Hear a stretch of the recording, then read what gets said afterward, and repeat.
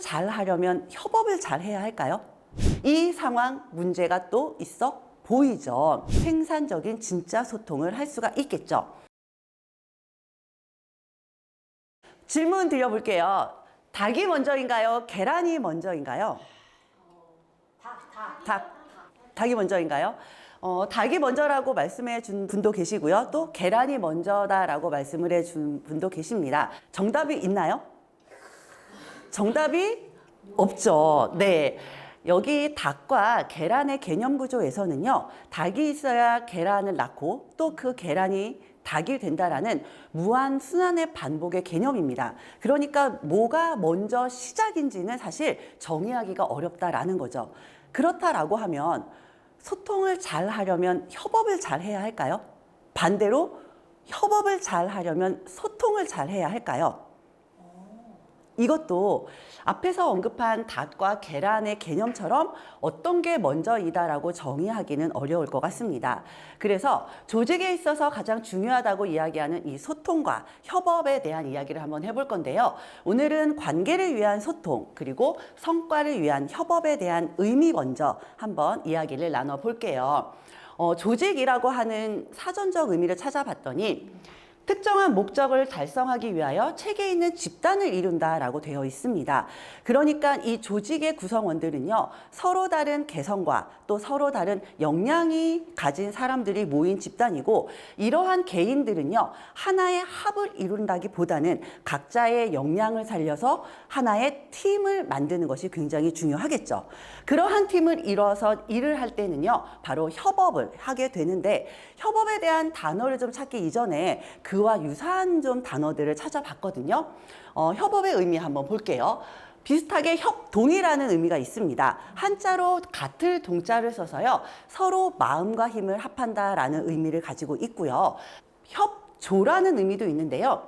힘을 합하는 거는 좋지만 여기에서는요, 협조는 일의 주체자의 개념보다는 조력자, 뭔가 지원을 하는 느낌이 좀 더 강하게 드네요. 가장 많이 쓰이고 있는 협력과 협업은요, 협력은 정해진 프로세스 안에서 서로 도움을 주고받으며 일하는 것으로 정의가 되어 있습니다. 자, 이 세 단어의 영어는 동일합니다. 그럼 협업의 의미는 무엇일까요? 바로 공동의 목표를 설정하고 힘을 합쳐 일한다라고 되어 있습니다. 생산부서에서 생산을 잘하기 위한 협업, 구매부서에서 구매를 잘하기 위한 협업, 홍보활동을 잘하기 위한 마케팅부서의 협업이 그러한 의미가 될 수가 있겠죠. 그런데 협업의 의미는요, 콜라보레이션이라는 조금 다른 단어의 영어를 쓰고 있네요. 구체적으로 한번 예를 들어볼게요. 한 사무실에서요, 여러 팀이 모여서 일을 하고 있는데 오늘은 대청소를 하기로 합니다. 그래서 모든 팀들이 모여서 일단 책상을 다 밖으로 밀었어요. 이때의 개념은 무엇일까요? 협동의 개념이겠죠. 동일하게 힘을 합한다라는 개념입니다. 그렇게 책상을 밀고 나서 바닥을 닦고 유리창을 좀 닦으려고 보니 청소 도구가 아래층에 재무팀에 있어요. 그래서 재무팀에서 청소 도구를 빌려옵니다. 재무팀이 기꺼이 청소 도구를 또 가져다 줬어요. 협조를 잘 해주었습니다. 그 팀 안에서 한 팀은 바닥을 청소하고요. 또 한 팀은 유리창을 닦기 시작을 해요. 바로 협력을 하고 있는 거고요. 우리 팀 내로 한번 들어가 볼게요. 정리정돈을 굉장히 잘하는 김 과장이요, 모두가 볼 수 있는 공유 자료를요, 정리를 해줍니다. 손재주가 좋은 우리 황 대리는요, 게시판을 예쁘게 꾸며줍니다. 이렇게 각자가 잘하는 영역 안에서 우리 팀의 사무실의 청소와 꾸미기가 끝났네요. 공동의 목표, 협업이 잘 이루어진 경우이겠죠. 자, 그러면 이제 소통의 의미로 한번 볼 건데요. 조직 소통이라고 하고 기사를 찾아보면요, 너무 힘들다, 어렵다, 갈등이 많다라는 이러한 기사들을 우리는 심심치 않게 볼 수 있습니다. 소통하면은요, 우리가 라디오를 듣다 보면은요, 매 시간 57분마다 들려오는 이야기가 있죠. 교통방송입니다. 차량의 소통이 원활하다, 정체가 심하다라고 해서 차량의 소통에 대한 이야기들을 많이 듣게 됩니다.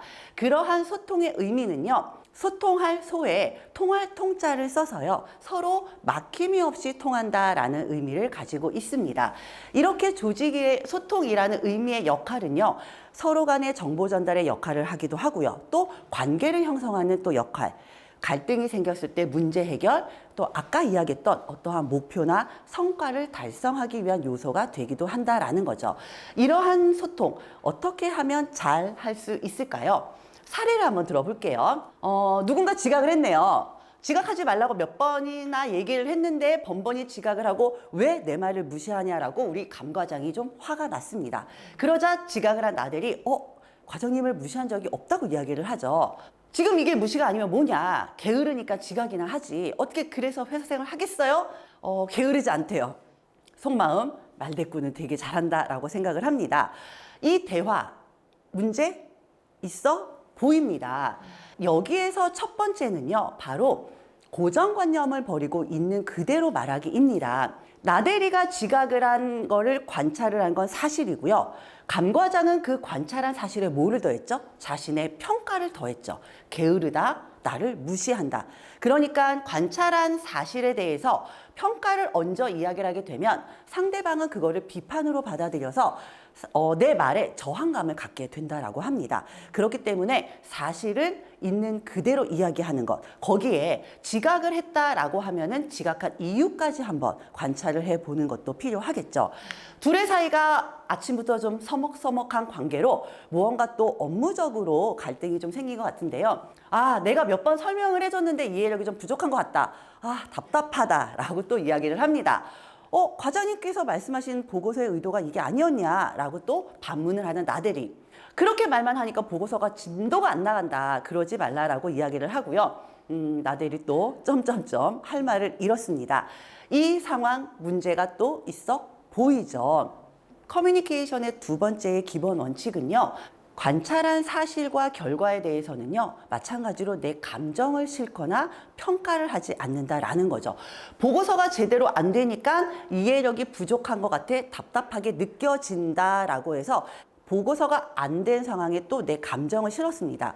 느껴진다라고 했을 때는요. 분명히 감과장이 원하는 바가 있겠죠. 그러니까 내가 원하는 욕구가 무엇인지 내가 근본적으로 하고자 하는 거를 뭔지 파악을 하는 거는 바로 보고서가 기한 내에 완성이 되길 바란다였을 겁니다. 그렇기 때문에 보고서가 기한 내에 작성이 잘 되길 바란다는 내 기본적인 원하는 사항을 알면 불필요하게 감정 싸움으로 번지는 일은 없고 보다 생산적인 진짜 소통을 할 수가 있겠죠.